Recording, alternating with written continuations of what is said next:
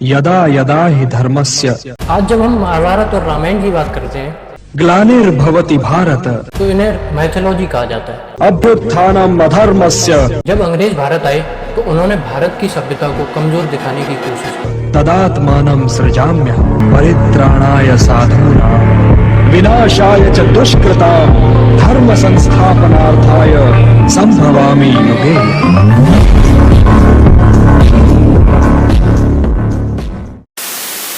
आज जब हम महाभारत और रामायण की बात करते हैं तो इन्हें मैथोलॉजी कहा जाता है।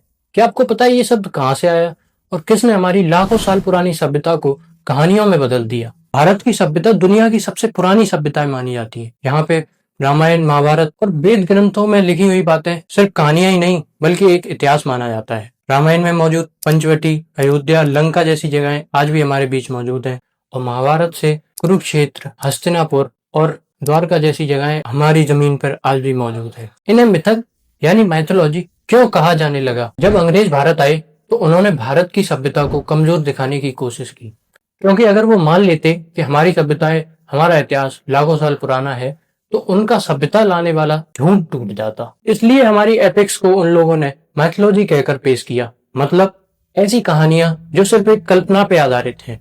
उन्होंने हमें बताया कि इतिहास वो है जो उनकी भाषाओं में लिखा हुआ है, जैसे रोमन और ग्रीक में, लेकिन हमारे इतिहास को उन्होंने मैथोलॉजी बना दिया। आज हालात ये है कि हम खुद अपनी ग्रंथों को मैथ मान चुके हैं। स्कूल कॉलेजों में पढ़ाई जाती हैं रोमन मैथोलॉजी, ग्रीक मैथोलॉजी और इंडियन मैथोलॉजी।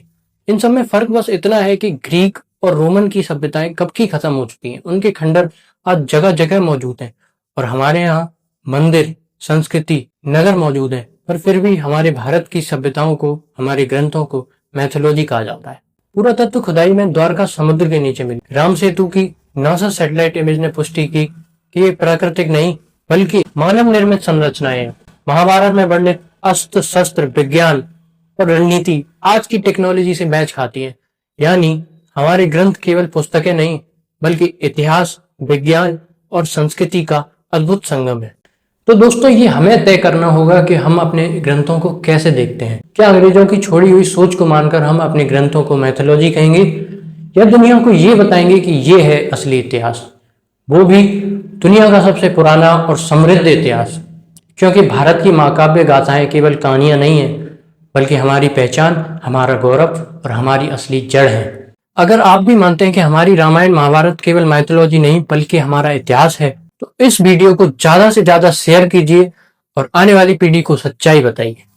धन्यवाद।